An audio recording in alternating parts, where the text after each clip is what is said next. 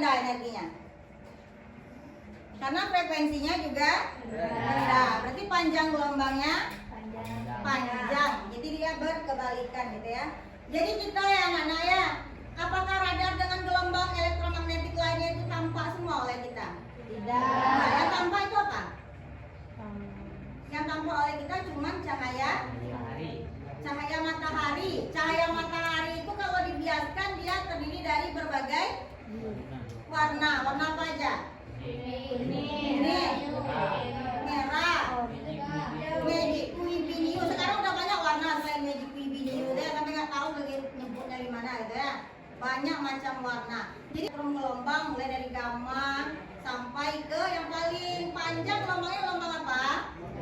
Gelombang radio. Dari yang paling besar frekuensinya sampai yang paling kecil frekuensinya. Dari yang berbahaya sampai yang tidak berbahaya. Jadi kita akan pelajari dari mana sih sumbernya gelombang itu, apa dampaknya, gimana frekuensinya, dan gimana proses terjadinya. Kalau dari judulnya gelombang elektromagnetik, kenapa sih nama gelombangnya elektromagnetik? Apa artinya elektromagnetik? Elektro itu apa? Listrik ya. Kalau magnetik? Gelombang listrik ya, dan magnet. Kita sudah pelajari di bab sebelumnya, ternyata adanya arus listrik bisa menimbulkan medan magnet, dan adanya magnet bisa menimbulkan arus listrik. Ternyata dia berkesinambungan terus menerus sampai akhirnya itulah jadi gelombang. Gelombang itu apa sih? Dia merambat, menjalar gitu ya, getaran yang merambat. Jadi dia berkesinambungan dan dia merambat, makanya jadi gelombang elektromagnetik. Tapi sumbernya berbeda. Ada yang sumbernya mungkin dari inti atom, ada yang dari nuklir, ada yang dari elektron, sehingga tingkat energinya juga berbeda, dampaknya juga berbeda. Jadi kali ini kita akan mempelajari dampaknya, sumbernya gitu ya, dan bagaimana cara mitigasi atau bagaimana menghadapi bahaya dari gelombang elektromagnetik. Oke, kita persilakan kelompok pertama, kita minta depan ya. Silakan kelompok akhir. Siapa lagi? Bawa kursinya ke depan. Silakan dipilih siapa moderator, siapa yang jadi penyaji nanti, siapa yang mencatat pertanyaannya. Langsung sambungkan ke info-nya ya. Yang lain teman-temannya tolong dengarkan dan masing-masing kelompok siapkan pertanyaan.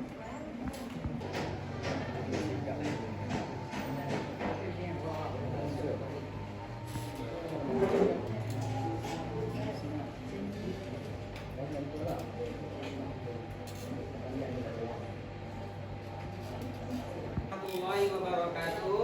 Waalaikumsalam warahmatullahi wabarakatuh. Baik teman-teman, kami akan mempresentasikan hasil diskusi kami, yaitu tentang cahaya tampak, yang akan diperjelas lagi oleh saudari kami Pipi Amelia. Perkenalkan dulu anggotanya Kel. Yaitu yang beranggotakan 4 orang, yaitu saya sendiri Faizul Batin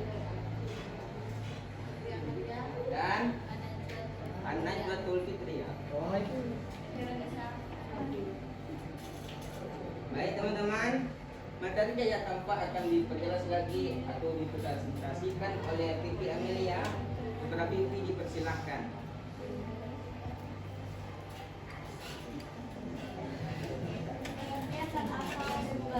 Cahaya tampak adalah bagian dari spektrum elektromagnetik yang dapat dilihat oleh mata manusia dengan lewitan panjang gelombang sekitar 380 hingga 750 nanometer. Sumber utama cahaya tampak adalah benda yang memancarkan cahaya seperti matahari dan lampu hijau yang dihasilkan melalui proses seperti pembakaran atau pemanasan benda hingga berhijau. Ciri-ciri atau karakteristik spektrum elektromagnetik. Cahaya tampak adalah bagian dari spektrum elektromagnetik yang dapat dideteksi oleh mata manusia. Panjang gelombang tertentu memiliki rentan panjang gelombang antara sekitar 380 nanometer. menunjukkan cahaya akan membantu ketika mengenai satu permukaan, baik permukaan rata maupun permukaan kasar.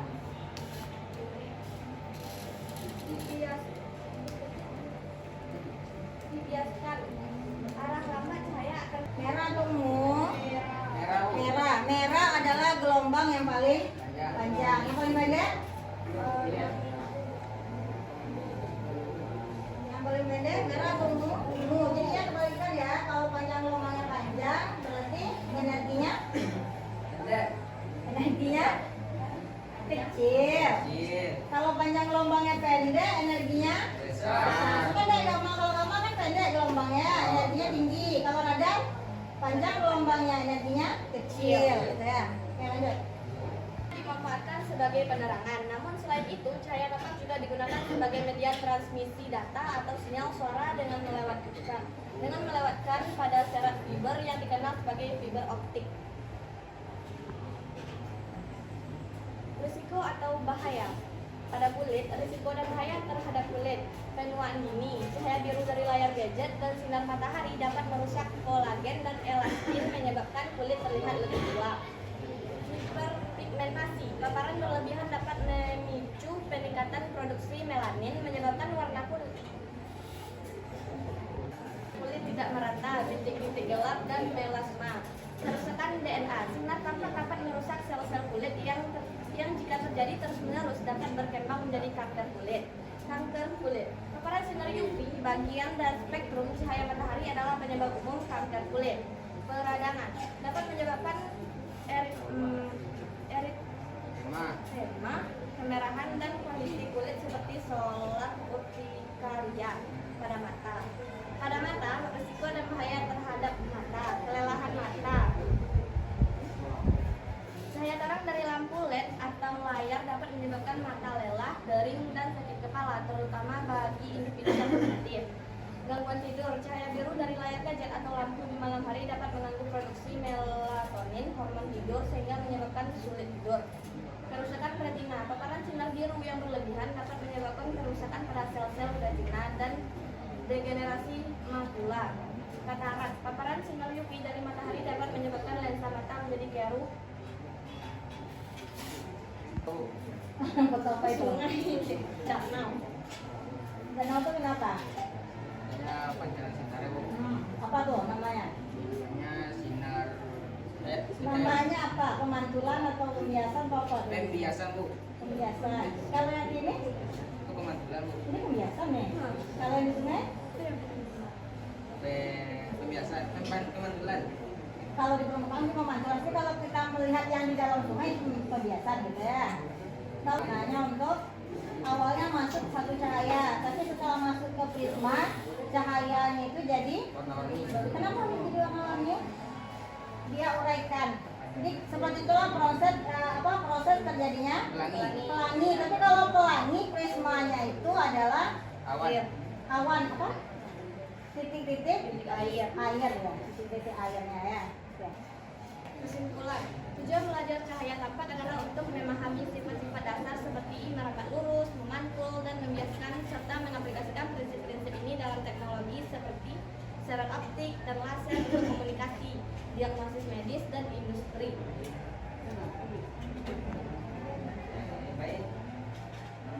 Baik teman-teman, itulah hasil presentasi dari kelompok kami. Kami buka. Ada ayatnya baca lagi. Hasiran ya.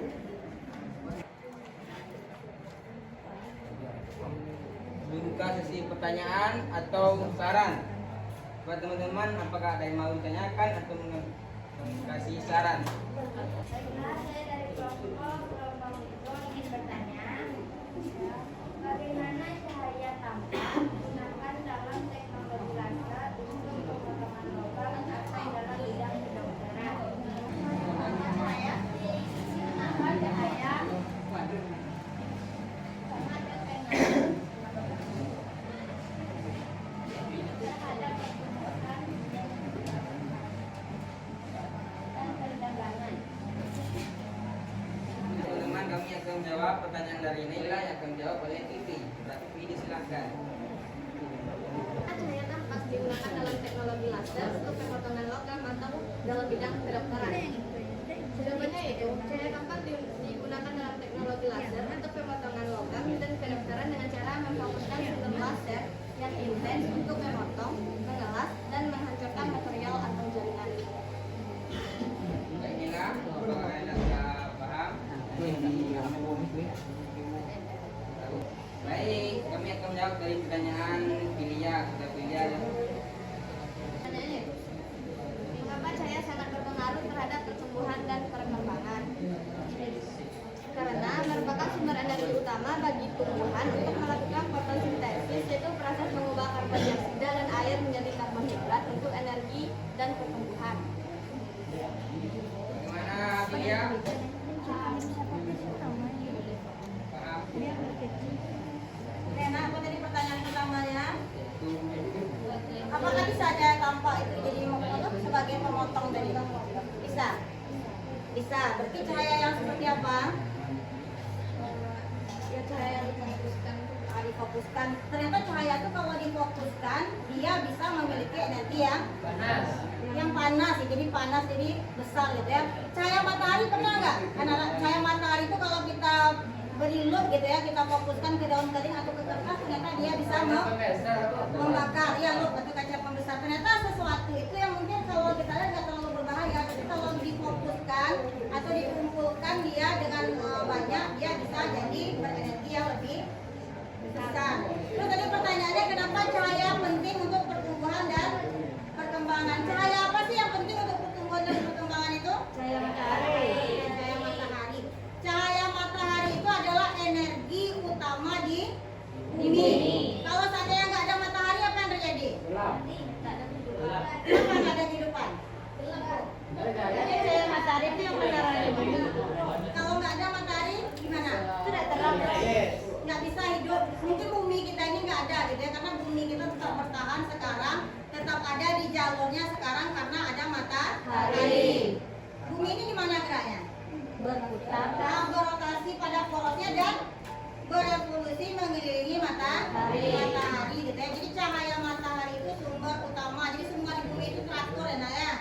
Semua di bumi itu teratur, ada lintasannya gitu ya.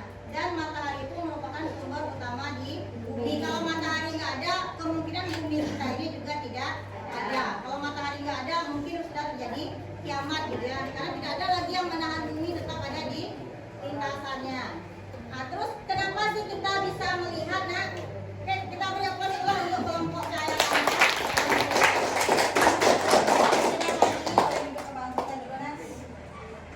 Cahaya tampak itu berarti tampak, berarti terlihat oleh kita ya. Kalau gelombang elektromagnetik lain kelihatan nggak? Enggak. Kenapa kira-kira nggak kelihatan? Kenapa gelombang elektromagnetik lain nggak kelihatan? Kalau seandainya semua gelombang elektromagnetik itu kelihatan, enak kira-kira apa yang terjadi? Radio kelihatan, microwave kelihatan, wifi kelihatan, pesan kelihatan, bisa kita baca pesan teman tuh lewat gitu ya. Kalau seandainya semua gelombang itu terlihat, maka akan sangat semerautnya dunia kita ini gitu ya. Akan sangat banyak, usut semeraut, akan sangat banyak yang kita lihat. Ternyata kemampuan mata kita itu melihat terbatas gitu ya. Cahaya merah tadi berapa panjang gelombangnya, Kil? Dari 620 sampai 750. Yang merah ya. Kalau yang ungu? Yang ungu 380 sampai 450. Nah, jadi panjang gelombang ungu dari 380 sampai merah di 700-an ya. 700-an nanometer. Yang lebih dari 700 ini, yang lebih besar dari 700 nanometer itu tidak lagi terlihat oleh kita. Apa sih yang di atas cahaya merah apa? Kalau di spektrum cahaya kan cahaya tampak di tengah. Setelah cahaya tampak, setelah merah itu apa lagi? Hitam? Inframerah. Infrared, coba kelompok infrared. Inframerah itu berarti spektrumnya setelah cahaya tampak. Infrared itu lebih besar energinya atau lebih kecil dari cahaya tampak? Lebih kecil. Infrared lebih kecil. Berarti berbahaya nggak infrared rasa itu? Kalau terus-menerus mungkin iya, kalau difokuskan iya, tapi secara umum dia tidak berbahaya. Karena cahaya tampak tuh kayak cahaya matahari atau sesuatu yang tampak oleh kita aja, cahaya tampak kan tidak berbahaya gitu ya. Tapi kalau terus-menerus main HP terus ada sinar biru HP, maka itu akan berbahaya. Intinya sesuatu yang berlebihan itu tidak baik. Kalau cahayanya itu panjang gelombangnya lebih kecil dari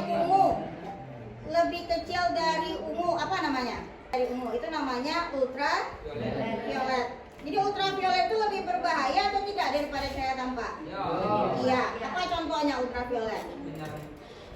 Yang berbahaya dari sinar matahari tadi yang dibaca temannya tadi sebenarnya itu di pembahasan ultraviolet. Nanti kita bahas ya, ada yang akan maju di ultraviolet. Kenapa sih kita bisa melihat suatu benda? Karena Ada cahaya. Terus apa lagi? Ada cahaya. Terus kalau mata kita mejam bisa nggak kelihatan? Ada mata. Terus apa lagi? Ada bendanya. Kalau bendanya disimpan oleh teman di belakangnya kelihatan nggak? Ada mata, ada cahaya, ada benda. Dan yang paling penting benda itu memantulkan cahaya dan sampai ke mata kita. Dan yang bisa dilihat hanya yang frekuensinya tadi ya, sekitaran dari cahaya merah sampai cahaya ungu. Yang lebih dari itu dia tidak terlihat dan yang kurang dari itu juga tidak terlihat. Karena kalau semuanya bisa kita lihat itu akan sangat kacau, akan sangat pusing kita ya nak ya. Oke, ini cahaya deh. Ini cahaya inframerah. Inframerah tuh kelihatan nggak? Apa contohnya yang pakai inframerah? Lampunya mungkin kelihatan ya, tapi cahayanya yang keluar dari lampu itu nggak kelihatan. Ini cahaya tampak. Infrared itu lebih rendah daripada cahaya tampak. Ultraviolet itu energinya lebih tinggi daripada cahaya tampak. Ya, jadi kita melihat benda itu, kenapa benda itu warnanya merah? Karena panjang gelombangnya ada di panjang gelombang warna merah. Kenapa kita lihat otak kita menerjemahkan dia warnanya kuning? Karena panjang gelombangnya, kalau secara fisika, karena panjang gelombangnya antara sekian sampai sekian, ada tadi ya di spektrumnya ya. Makanya warnanya kuning. Kenapa kita menerjemahkan otak kita warnanya ungu? Karena panjang gelombangnya antara 300-an tadi ya, nanometer. Yang lebih kecil dari itu dia tidak terlihat lagi. Oke, kita lanjutkan ya nak ya. Kelompok selanjutnya silakan maju kelompok inframerah lah dulu. Inframerah. Warahmatullahi wabarakatuh. Waalaikumsalam warahmatullahi wabarakatuh. Teman-teman, kami dari kelompok kita akan menjelaskan tentang inframerah. Selanjutnya, saya sebagai moderator, maka saya Haniflis dan teman saya Arini Putri, saya Hidayat Putria, saya Okan Sayati.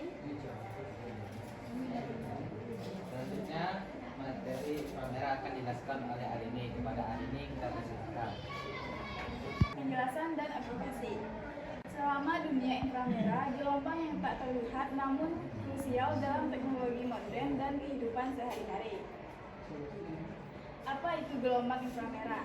Gelombang inframerah adalah bagian dari spektrum elektromagnetik, memiliki panjang gelombang lebih panjang dari cahaya tampak namun lebih pendek dari gelombang mikro. Tidak terlihat oleh mata manusia, gelombang ini dikenal karena efek panasnya yang membuatnya sangat berguna dalam berbagai aplikasi. Sifat-sifat unik gelombang inframerah. Panjang gelombang mulai dari 700 nanometer hingga 1 mm menjadikannya gelombang yang efektif untuk mentransfer energi panas. Energi inframerah tidak cukup untuk mengionisasi atom, namun cukup untuk menyebabkan molekul bergetar dan menghasilkan panas. Frekuensi berada dalam rentang 300 GHz hingga 400 THz. Frekuensi ini berhubungan langsung dengan energi yang dibawa oleh gelombang. Sumber-sumber alami dan buatan inframerah. Matahari, sumber inframerah alami terbesar menghangatkan bumi dan mendukung kehidupan. Benda panas, semua objek dengan suhu di atas 0 mutlak memancarkan radiasi inframerah. Lampu IR digunakan dalam pemanas, terapi, dan sistem penglihatan malam sebagai sumber inframerah. berupa sensor. Sebagai jenis sensor digunakan untuk mendeteksi inframerah dari yang sederhana di remote control itu remote control menggunakan LED untuk mengirim sinyal ke perangkat elektronik. 2. Penglihatan malam memungkinkan melihat dalam kondisi minim cahaya dengan mendeteksi panas. 3. Pemanas inframerah menghangatkan objek secara langsung lebih efisien daripada panas konveksi. Dari kenyamanan rumah hingga alat bantu keamanan inframerah sangat memudahkan hidup kita. Aplikasi industri dan medis, pencitraan termal, inspeksi bangunan, deteksi kebocoran dan pemantauan kondisi mesin. Terapi inframerah mengurangi nyeri otot, meningkatkan sirkulasi dan mempercepat penyembuhan. Pengeringan dan pemanasan efektif dalam industri makanan, tekstil, dan manufaktur untuk proses pengeringan. Inframerah telah merevolusi berbagai sektor, menawarkan solusi inovatif untuk masalah kompleks. Keamanan dan potensi bahaya inframerah.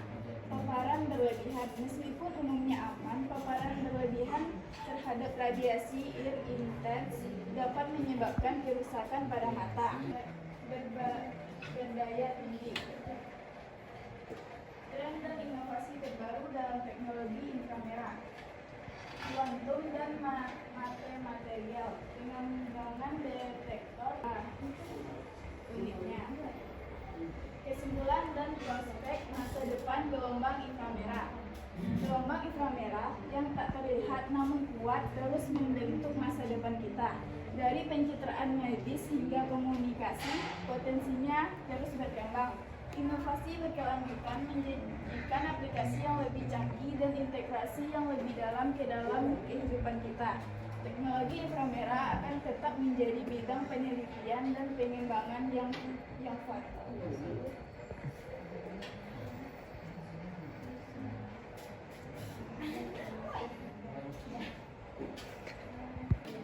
Baiklah teman-teman, itulah hasil presentasi kami. Apakah ada yang teman-teman ingin bertanya? Silakan. Baik, assalamualaikum warahmatullahi wabarakatuh. Saya dari kelompok materi tentang TV mau bertanya kepada teman-teman dari inframerah. Apakah gelombang inframerah terlihat oleh mata manusia? Mengapa semua benda memancarkan inframerah?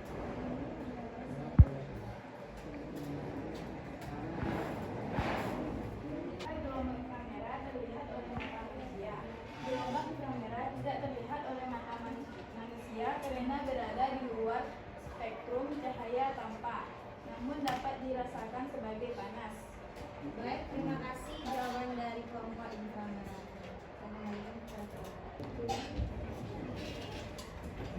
Setelah saya akan menjawab pertanyaan dari Ibu. Mengapa semua benda memancarkan inframerah? Karena semua benda yang suhunya lebih tinggi dari nol mutlak memancarkan radiasi inframerah karena energi termal dari getaran atom dan molekulnya. Baik, kelompok inframerah saya paham. Baiklah teman-teman, itu hasil diskusi kami.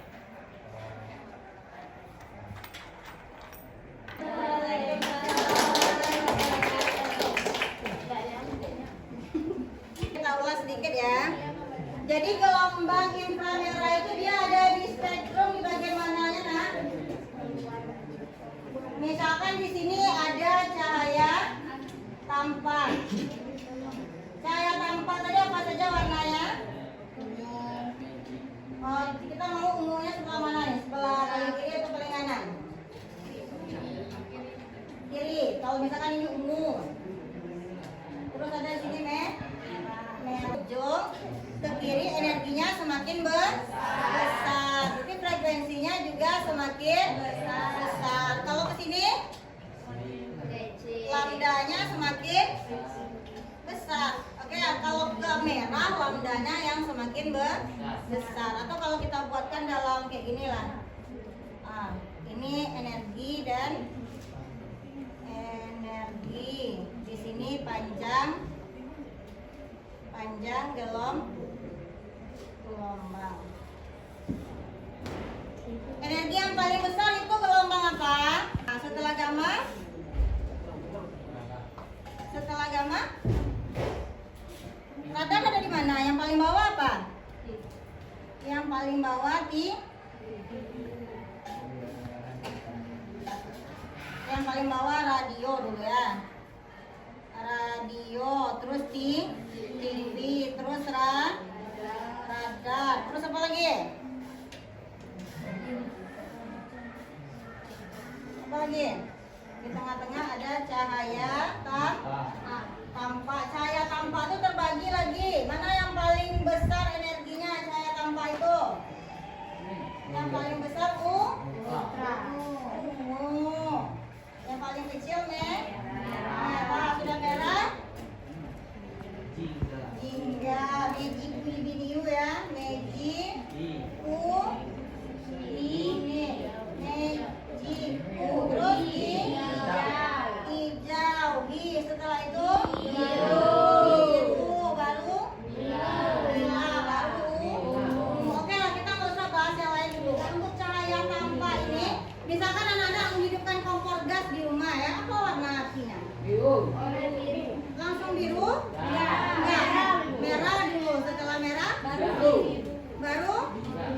Langsung biru. Mungkin ada jingga-jingga kuning gitu ya, baru stabil di biru. Berarti waktu lampunya merah mungkin hijau, ada hijau tapi nggak terlalu terlihat gitu ya. Yang terlihat merah terus di biru. Berarti mana yang lebih panas? Cahaya merah atau biru? Biru gitu ya. Ada yang lebih panas dari biru? Ada, cuma kalau di kompor kita mungkin meleleh kompor yang lebih panas dari biru. Kalau yang pabrik-pabrik yang sangat panas itu lebih dari biru gitu ya. Jadi merah itu dia punya energi paling kecil. Coba kalau dipegang, baru hidup kompor tuh panas nggak? Ada yang berani pegang apinya? Pokoknya merah ini belum terlalu panas. Tapi kalau biru, dia sudah panas. Ada setelah itu, setelah merah ada merah. Setelah itu ada gelombang mikro, itu urutannya ya. Setelah ungu ada ultra atau ultra violet. Setelah itu ada sinar X. Setelah sinar X habis nih. Pas ya. Baru gamma. Jadi semakin ke atas energinya semakin besar, tapi semakin ke atas panjang gelombang semakin kecil. Jadi radio ini terbagi lagi, ada radio yang gelombang panjang. Kalau radio gelombang panjang tuh energinya kecil. Ada radio gelombang pendek. Kalau radio gelombang pendek itu energinya lebih besar, tapi masih di bawah cahaya tampak. Terus ada kemarin waktu sekarang ada 4G namanya ya. Apa itu 4G itu? 5G ya. 4G itu. Apa itu 5G? Jaringan. Jaringannya gimana? Lebih kencang. Lebih kencang. Kenapa bisa lebih kencang? 4G itu? 5G. Lebih bisa mentransfer lebih cepat, bisa menyambung ke banyak perangkat. Cuman gelombangnya lebih pendek. Jadi butuh banyak BTS kita untuk 5G. Apakah semua daerah sudah dapat 5G itu? Enggak. Jadi dia butuh banyak BTS. Tahu BTS apa? BTS Korea. BTS itu menara ya, Base Transceiver Station, menara Telkomsel, itu BTS namanya. Dia butuh banyak BTS.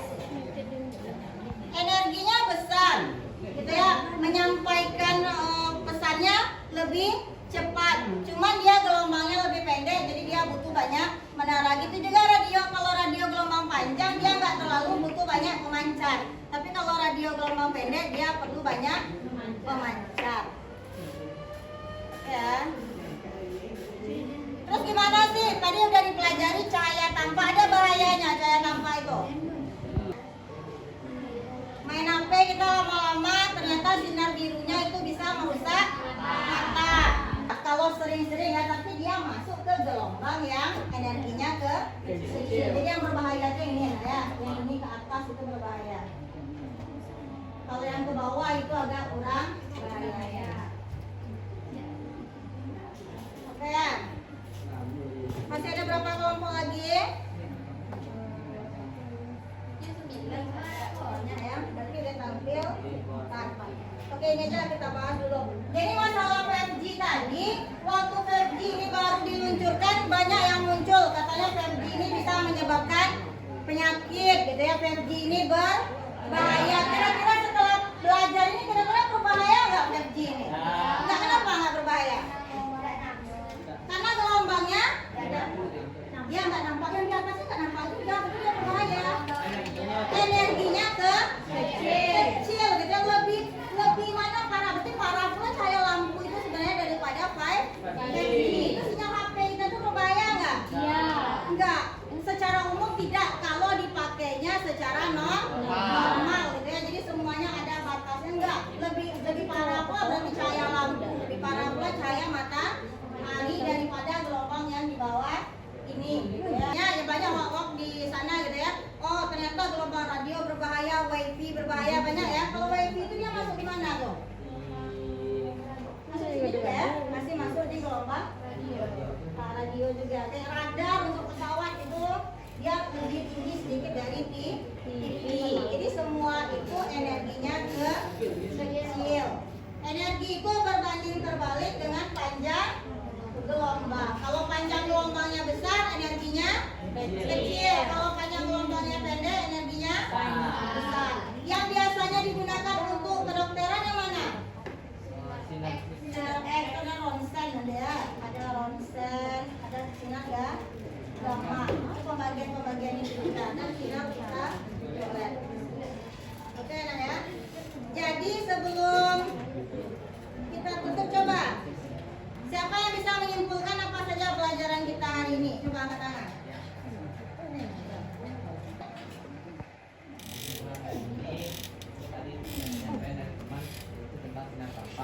Adalah bagian dari spektrum elektromagnetik yang bisa dilihat dari manusia. Dan sedangkan inframerah adalah gelombang spektrum yang tidak bisa dilihat oleh mata manusia. Ya, jadi yang bisa dilihat itu cuma cahaya tampak. Apakah semua yang tidak bisa dilihat itu berbahaya? Tidak. Enggak. Apa contohnya gelombang yang tidak bisa dilihat tapi dia tidak berbahaya? Radio, apa lagi? TV. Pelajaran kita hari ini tadi dapat kita simpulkan bahwa kita telah belajar cahaya tampak dan juga inframerah. Kita dapat tahu bahwa cahaya tampak itu adalah cahaya yang bisa kita lihat dengan mata kita sendiri. Kalau cahaya inframerah, cahaya yang tidak bisa kita lihat dengan mata. Tapi bisa dirasakan? Bisa. Nah, gimana cara merasakannya? Ada? Terus tadi ada satu pertanyaan dari Naim tadi. Apa pertanyaannya tadi? Kenapa setiap benda memancarkan inframerah? Oke, apa jawabannya tadi? Nah, itu akan lebih kita pelajari di semester 2 ya. Itu masuk ke bab fisika modern. Nama babnya itu dualisme gelombang partikel. Ternyata setiap partikel apa sih maksudnya? Setiap benda kita ini partikel ya. Kalau kita dianggap sebagai satu kesatuan, kita partikel. Meja ini partikel, kursi itu partikel. Ternyata setiap partikel itu dia punya gelombang. Jadi semua benda itu bersifat dualisme, mendua dia. Bisa bersifat sebagai partikel, bisa bersifat sebagai gelombang gitu ya. Tapi gelombangnya itu gelombang yang infrared itu gelombangnya gimana? Panjang atau pendek? Pendek. Infrared. Mana infrared? Oke ya. Infrared itu gelombangnya lebih panjang.